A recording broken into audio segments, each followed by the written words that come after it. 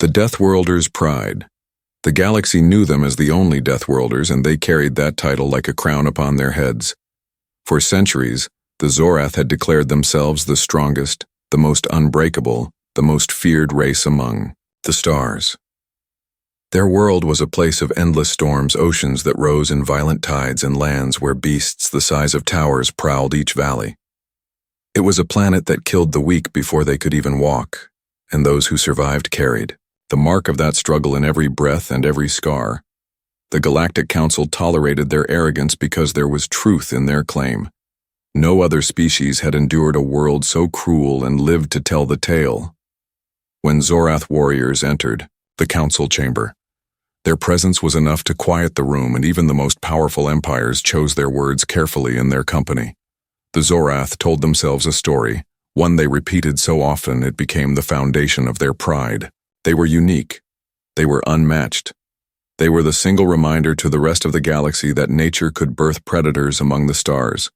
Their children learned from an early age that no other race understood pain, no other race could stand in the heart of fire and laugh. For generations, no one had challenged that belief, and so the legend grew like iron roots twisting deeper into the ground. But legends do not last forever. One day, a signal echoed across Zorath space. A ship drifted. Near the edge of their patrol lines, scarred from battle and surrounded by silence, Zorath captains gathered their fleets and prepared to board, thinking it would be another broken vessel from a soft race, one they could plunder and discard with ease. The commander of the patrol, a grizzled veteran named Vorak, felt no concern as his cruiser locked onto the human vessel. To him, it was just another lesson, another chance to remind the galaxy who owned the title of Deathworlder. The humans did not resist. Instead, they sent a calm transmission. Their language was rough, unfamiliar, yet carried a strange rhythm that struck the Zorath ears as both harsh and bold. Vorak listened as a human officer introduced their people and asked for assistance. Their words were steady, their tone fearless. Despite being surrounded by ships bristling with weapons, Vorak narrowed his eyes. He had expected trembling voices and desperate pleas. Instead, he heard certainty. When the Zorath boarded the vessel, they saw men and women standing tall despite injuries, despite torn uniforms, and despite the stench of battle still clinging to their hull. The air inside the ship was thick with smoke and the scars of combat. Yet none of the humans cowered. None of them lowered their eyes. They met the gaze of the Zorath warriors as if daring them to strike, and even the seasoned soldiers felt a flicker of unease. Vorak studied them closely. He was old enough to know that pride can be blinding. He looked at the humans, scars at the way they held their posture even when blood still dripped from bandages. He saw something he could not name, something that unsettled the legend of his people. These creatures did not carry themselves like prey. They carried themselves like hunters. The Zorath officers exchanged glances but said nothing. The humans did not beg for mercy. Instead, they asked to speak of trade routes, alliances, and common threats. They spoke of survival not with arrogance, but with calm confidence. The Uab humans described storms that shattered cities yet never broke their will. They told of beasts that roamed their homeworld, creatures that would rival the nightmares of Zorath jungles, and yet humans had learned to hunt them and tame the land at. First, the Zorath dismissed these claims as exaggeration, but the longer they listened, the more silence filled the chamber. Something in the humans' voices, something in their steady, unflinching eyes told the Zorath that these were not empty words, but lived truths. For the first time in generations, the Deathworlders felt the weight of doubt.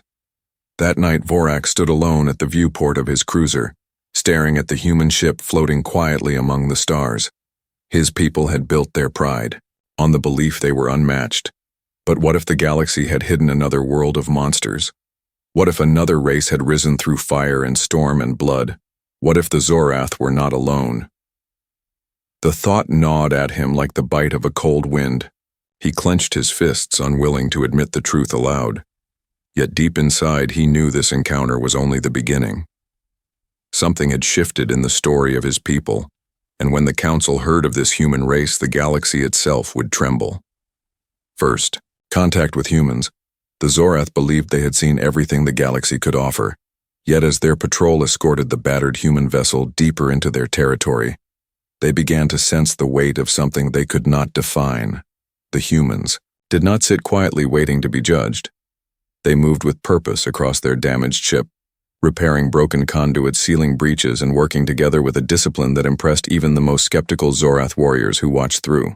Armored visors, Vorak ordered his officers to study them closely, and every report came back with the same tone of unease. These beings were not like the others. When the human delegation finally stepped into the Zorath council chamber on the fortress world of Draxor, the silence was thick like smoke. The hall was vast, carved from black stone and lit with crimson fire pits that burned without end.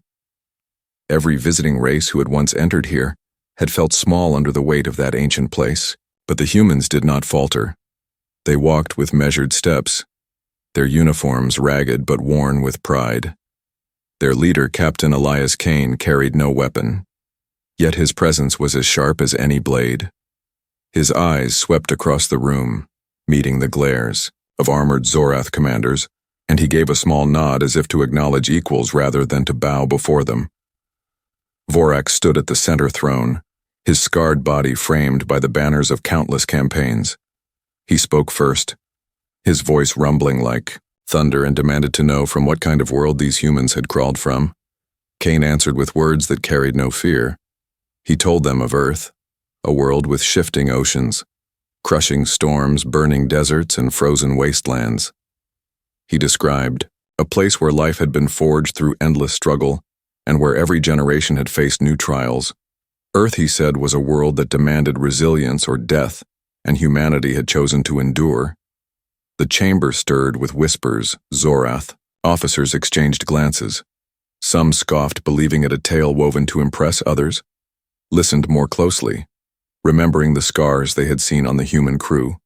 Vorak demanded proof, and Kane responded not with more words, but with action. He ordered his officers to bring forth recordings from their archives. Images flared to life above the chamber, storms tearing across cities, volcanoes painting skies with fire, great beasts rising from forests and oceans, and humanity standing against them, with iron determination. The Zorath audience shifted uneasily for the first time in memory. The humans spoke not only of their planet, but also of their history. They told of wars so fierce that entire continents shook, of diseases that had slain millions, yet failed to erase their spirit, of famines and disasters that should have broken them but only made them stronger. They spoke of unity and division, of triumph and tragedy, but always the same theme returned. Humanity survived. They endured. They learned to fight with tooth and steel, then with machines and fire, then with ships that carried them beyond their cursed world. A Zorath general rose to his feet, his eyes burning with challenge. He asked Kane if humans knew fear. Kane did not smile. He simply said that fear had lived beside humanity since the beginning, but fear was not their master. It was their teacher, and their constant reminder that survival required courage. The chamber grew quiet again, and even those who hated the arrogance of these strangers could not deny the steel in their voices. Vorak studied Kane carefully. Every instinct told him that these humans were not bluffing. He recognized the tone. He recognized the look in their eyes. It was the same fire that lived in his own people. For the first time since the Zorath had crowned themselves Deathworlders, he felt the foundation of that title shift beneath his feet. The humans were not prey. They were not weaklings who had stumbled into the void. They were predators, honed by a world every bit as merciless as his own. Outside the fortress, word spread quickly through the street. Soldiers spoke of human scars. Traders repeated tales of storms that rivaled their own. Visitors to the planet carried whispers back to distant stars. The idea alone was enough to shake the certainty of the council. If the humans truly came from a death world, then the galaxy no longer belonged to the Zorath alone. Vorak returned to his private chambers that night deep in thought. He looked upon the banners of his victories, and for the first time they felt smaller than before. If the humans were telling the truth, then everything his people had believed for centuries was now at risk. Their pride, their legend, their supremacy were being challenged not by countless soft races, but by a mirror image, a rival who had walked a path so similar and yet entirely new. He knew the galaxy would not remain the same after this meeting. He also knew that the Zorath would test the humans as they tested everything. For only through trial and pain could the truth be known, and so it was decided the humans would face the trials of Draxor. The world that had shaped the Zorath would measure these strangers and reveal if they were worthy of the name Deathworlder, or if they were imposters waiting to be broken tests of survival. The dawn over Draxor was not like the dawn on gentle worlds. The skies burned with crimson haze. The air carried the heavy taste of iron and ash, and the land stretched in jagged scars carved by earthquakes and storms that never rested. This was the world that had shaped the Zorath into the Deathworlders feared across the galaxy, and it was here that Vorak decreed the humans must be tested. The council gathered to watch not only Zorath but emissaries from other species who came to see if the legends of Earth were true. The humans had agreed without hesitation, and that alone unsettled many who expected fear. Captain Elias Kane stood with his chosen team, 6 men and women scarred by battles of their own. They wore no armor beyond their torn uniforms. They carried only survival packs and makeshift weapons.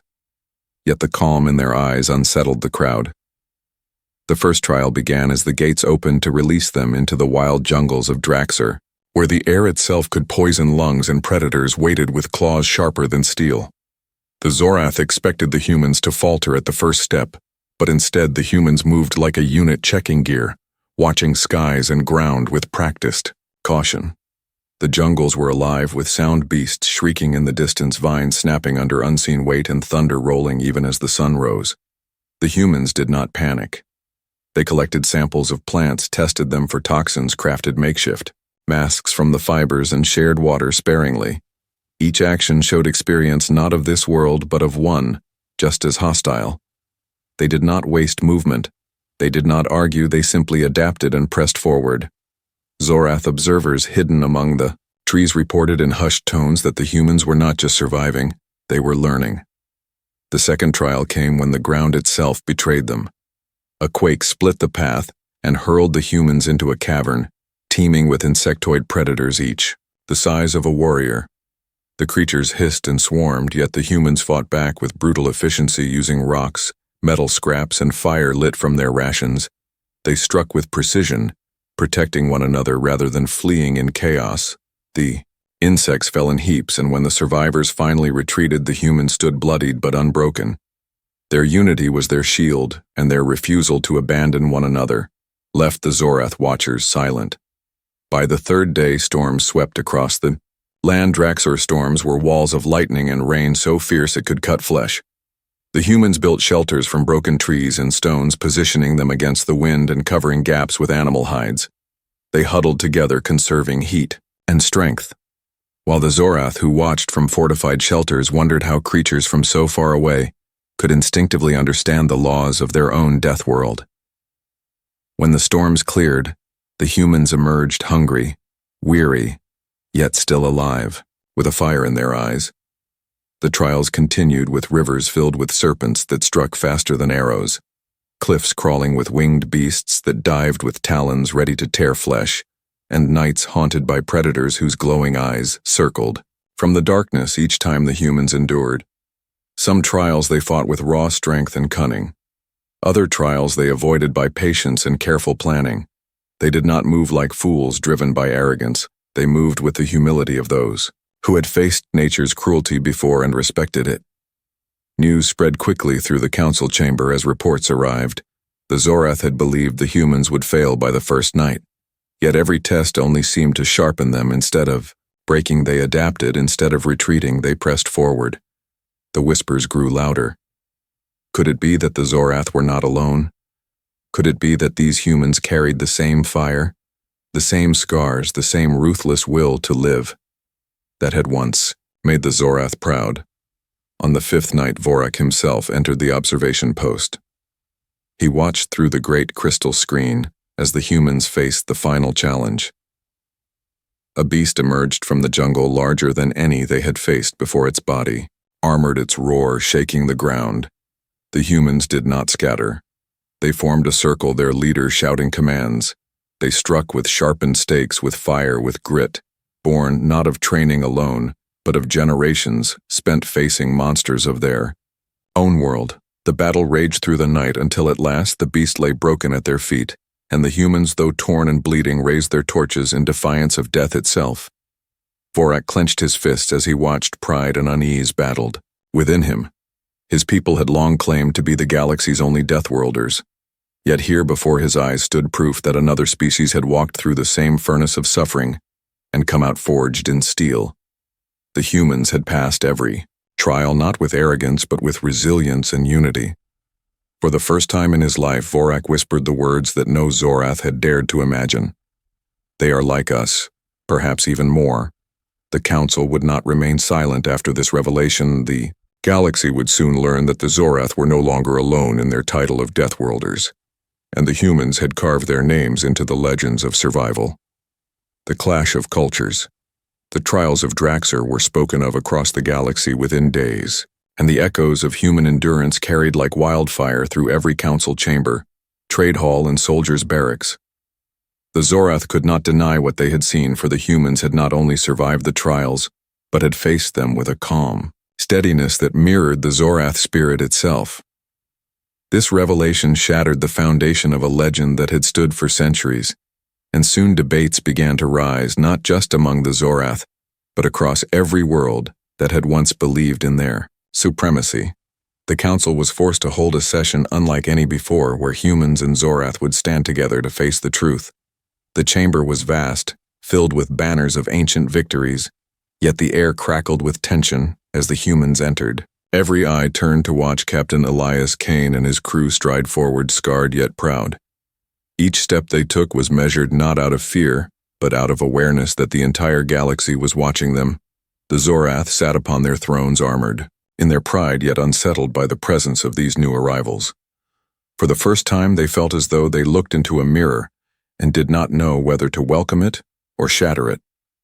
Vorak spoke first, demanding to know why the humans had come. So far into the stars, Kane answered simply. He said that humanity sought nothing more than survival exploration, and the chance to share the burdens of existence.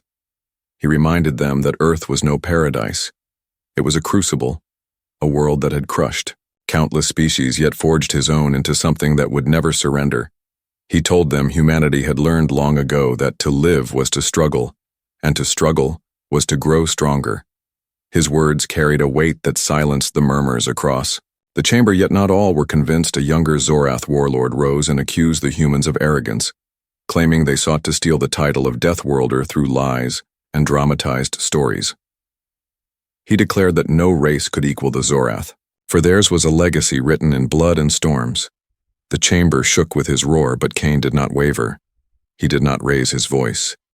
Instead, he spoke of humanity's history of endless wars, not of conquest alone, but of survival wars that had pushed their species to the edge of extinction. And yet each time humanity had clawed its way back. He described plagues that had killed millions and fires that had consumed whole cities, and still humanity had endured. When he finished speaking, the hall was silent again because no one could mistake the truth in his voice. The clash was not only of pride but of philosophy. The Zorath believed that strength was proven through dominance, through crushing rivals, until no question remained. Humanity showed another path, one that was not weaker, but different. They spoke of resilience not only in battle but in rebuilding after disaster. They spoke of unity that could overcome hunger storms and beasts greater than themselves. To the Zorath, this was alien, for they had always believed strength was born only from conquest. Yet as they listened, many began to wonder if perhaps survival itself was the greatest conquest of all. Outside the chamber, whispers spread among the gathered species. Some were fearful that if two Deathworlder civilizations existed, then the galaxy might never know peace again. Others were quietly hopeful that such strength might finally be turned against the greater threats lurking in the darkness beyond the borders of known space. Traders murmured of alliances while soldiers spoke of wars to come. The galaxy shifted upon an unseen axis, and all because humans had walked into a hall of legends and refused to. Vorak sat in silence throughout much of the exchange. His mind wrestled with the truth. He had seen with his own eyes that the humans were not pretenders. He had felt the fire in their words and the weight of their scars. He could not deny it any longer, but he also knew his people would not surrender their pride easily. A storm was coming not of nature, but of belief. For when two apex predators stand upon the same ground, one of two things must happen. They must fight until one falls, or they must learn to share the title and change the galaxy forever. That night the city of Draxor burned with debate. Soldiers filled taverns with arguments, some declaring that war was inevitable, others whispering that perhaps unity was possible. The humans moved among the streets, speaking calmly to those who would listen, telling stories of Earth and of what it meant to endure life and death, hardship and triumph, laughter, even in the shadow of disaster. The Zorath who listened felt both anger and awe, for these humans carried themselves as though suffering was not a curse, but a forge. The council decreed that the question of supremacy could not be left unanswered, and so a challenge was prepared. A duel in the ancient arena where warriors had settled questions of honor for millennia. A Zorath champion would stand against a human, and the galaxy would see who truly held the right to be called Deathworlder. The Deathworld Duel. The arena of Draxor was older than memory, carved into the bones of a mountain, and large enough to hold tens of thousands of roaring voices. The stone walls bore the scars of centuries of combat where champions had fought until only one remained, and every battle was remembered in the blood that stained the earth. When word spread that a human would face a Zorath in the ancient rite of the Deathworld Duel, the galaxy turned its eyes toward that mountain. Tribes sent emissaries, fleets paused their journeys, and even species who had long feared the Zorath came to witness what promised to be a battle written into legend. On the day of the duel, the stands were filled with soldiers, merchants, nobles, and wanderers from across the stars. The Zorath filled the air with guttural chants calling for their champion. Vorak himself stood in the royal box, his eyes fixed on the sand below. The humans entered quietly. No banners, no war drums, only the steady step of their chosen fighter. Captain Elias Kane had insisted on standing in the arena himself, and his people did not argue, for they knew his will was iron. His uniform was simple, his scars visible, his weapons no more than what the rules allowed: a spear and a shield crafted in the old style of the Zorath. Opposite him stood the Zorath champion, a warrior named Dravak, whose name was spoken with both fear and admiration. His body was armored with natural scales, hardened by the storms of Draxor.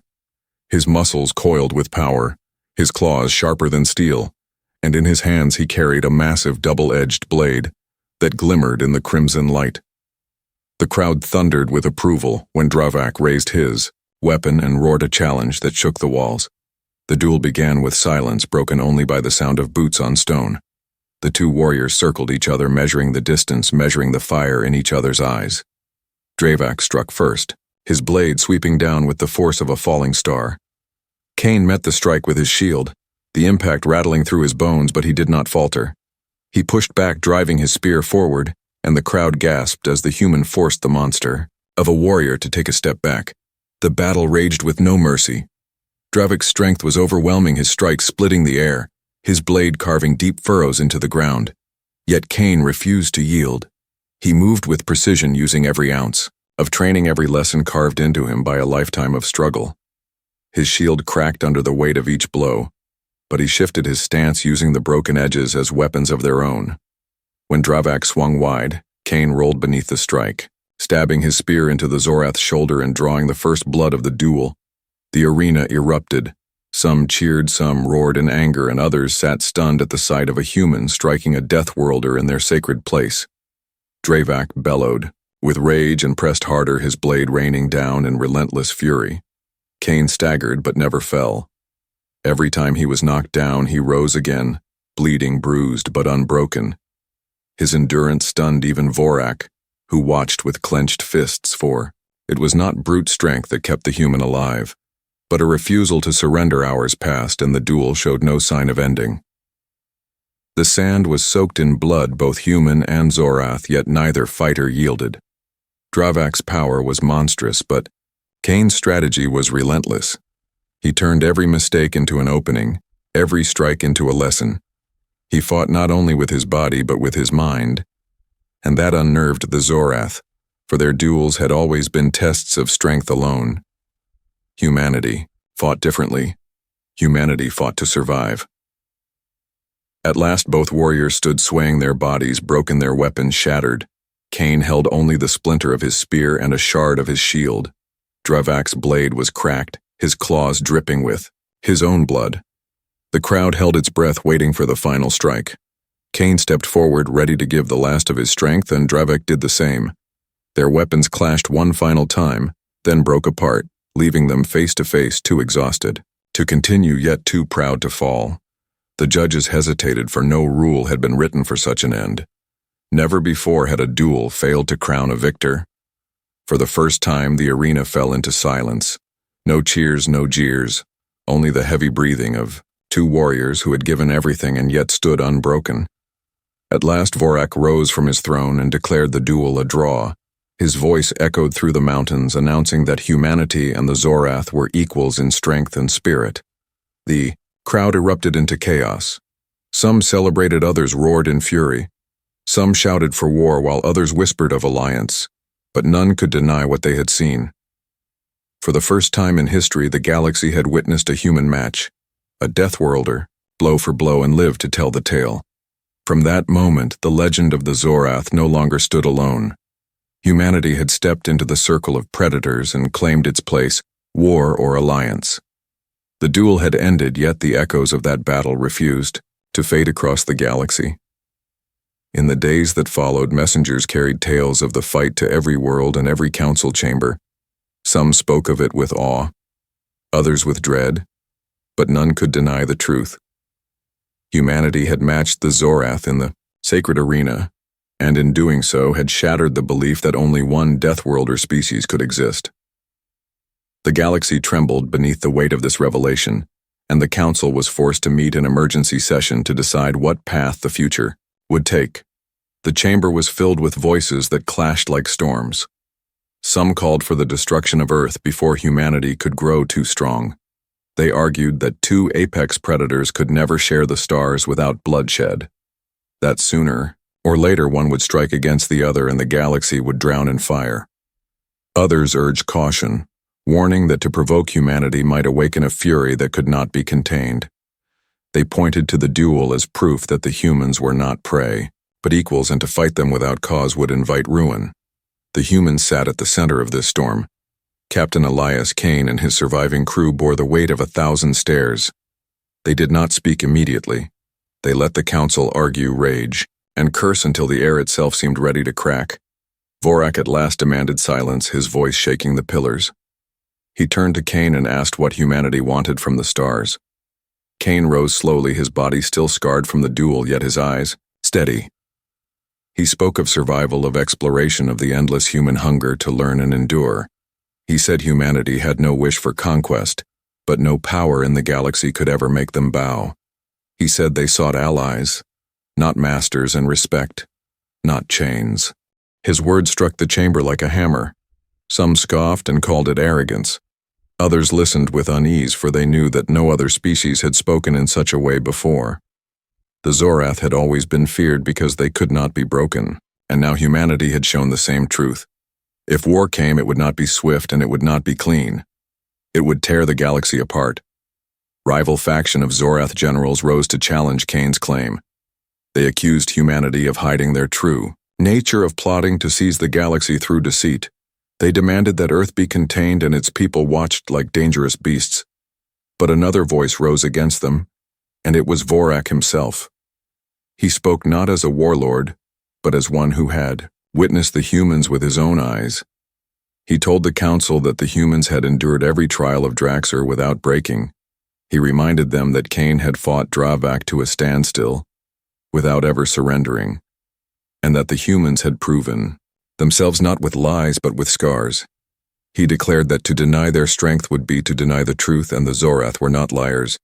The chamber broke into chaos once more. Some screamed for war, others whispered of alliance. The smaller races watched in fear, for they knew that whichever path was chosen would decide the fate of the galaxy. If the Zorath and humans turned their strength against each other, then no empire would be safe. But if they united, then the stars would belong to them together, and nothing could resist such a force. Cain saw the fear and the hope in their eyes, and he pressed forward. He spoke not of conquest, but of the dangers beyond the Council's borders. He reminded them of the dark corners of the galaxy, where empires had fallen to shadows unnamed. He spoke of threats that no single world could face alone, and warned that if the galaxy remained divided, then all would one day fall. Humanity, he said, had learned the hard way that survival was not about standing alone, but about standing together. He looked toward Vorak and said that predators could fight one another until the stars burned out, or they could turn their claws outward against the true dangers that waited in silence. The words lingered. Long after he finished, the Council did not answer that day, for the decision was too great to make in a single moment. But the seed was planted, and it grew in every heart. The Zorath could not deny what they had seen.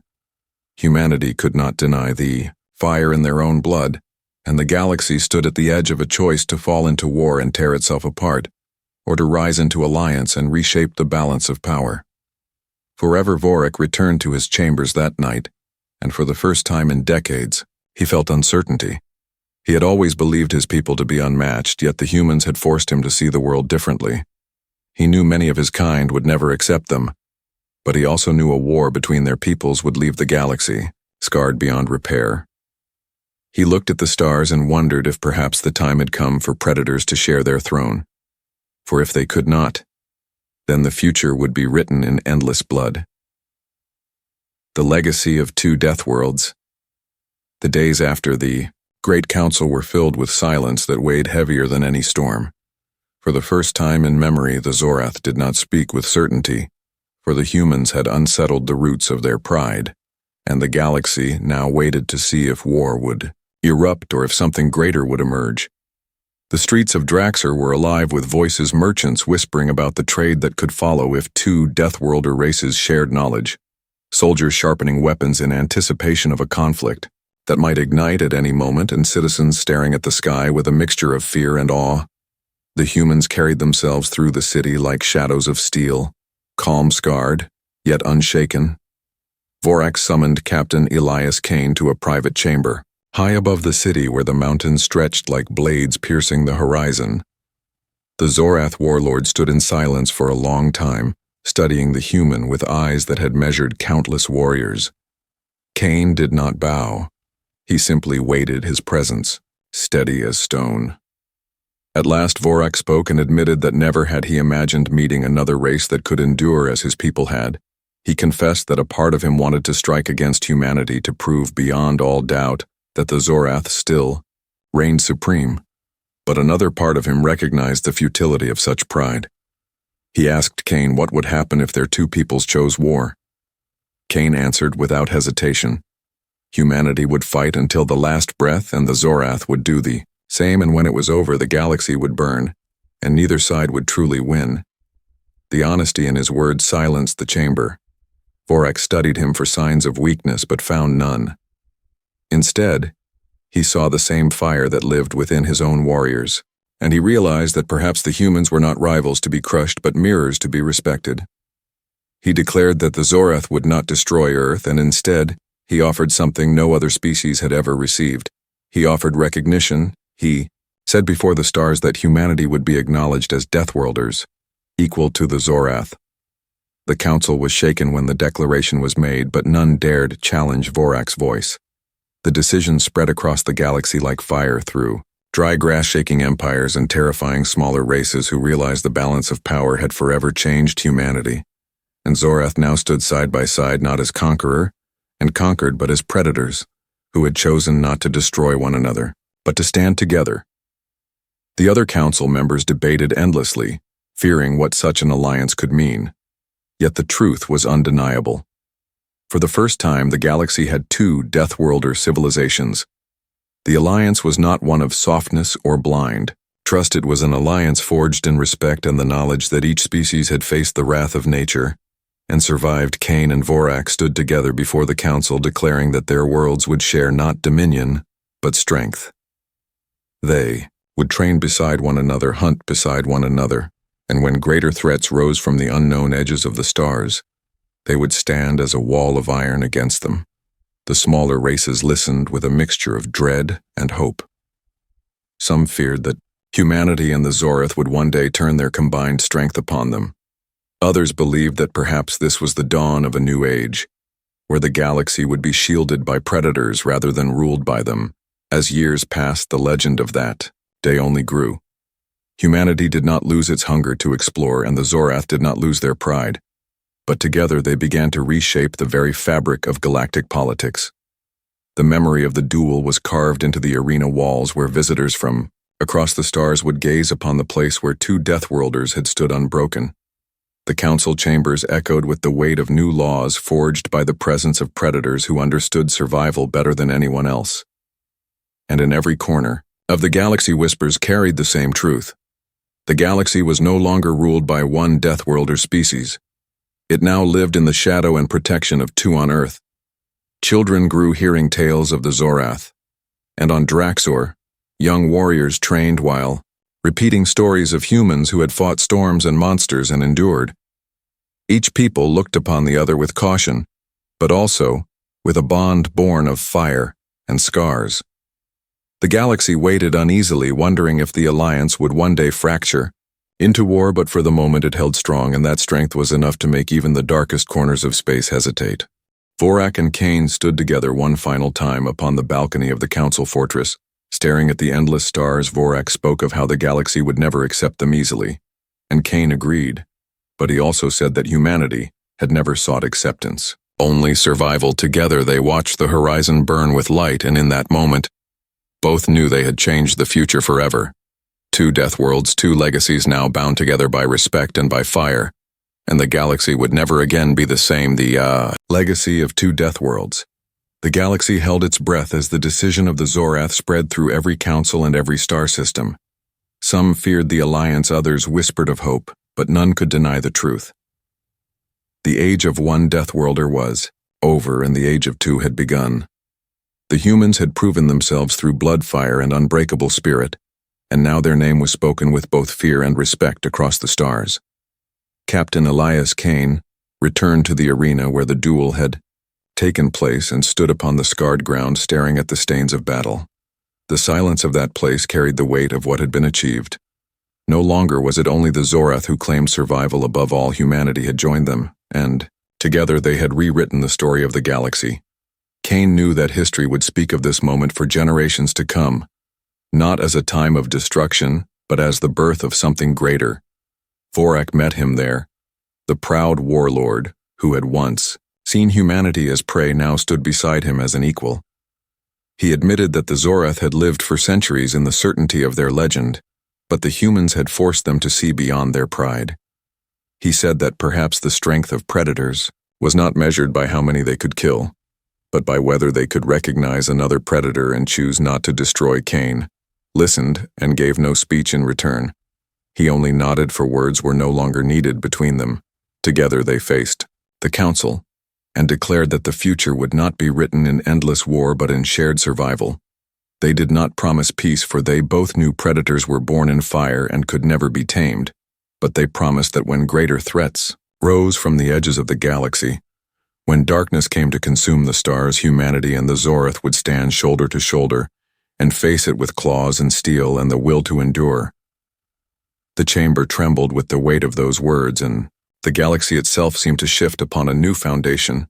On Earth, stories of the Zorath spread through schools and cities where children dreamed of the stars and the fierce allies who now walked beside them.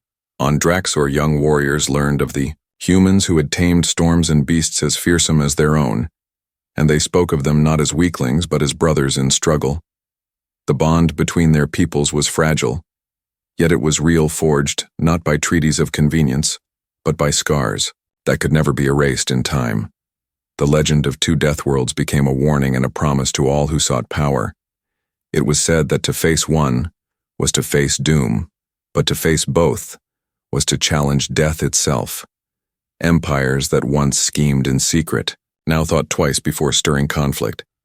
Traders who once feared raids now saw opportunity in new routes, protected by two predators standing guard. And in the shadows of distant galaxies, whispers rose of darker forces, watching, waiting, measuring the strength of this new alliance. Borak and Kane stood upon the balcony of the council fortress one last time, staring at the sea of stars stretched endless before them. The Zorath warlord spoke quietly, saying that the galaxy would test them again, and again Kane replied that humanity had never feared the test for survival was their oldest companion. The two leaders stood in silence, then side by side, and in that silence was a truth unspoken, yet undeniable. The galaxy was forever changed, the age of two death worlds had begun and nothing would ever be the same again, the end.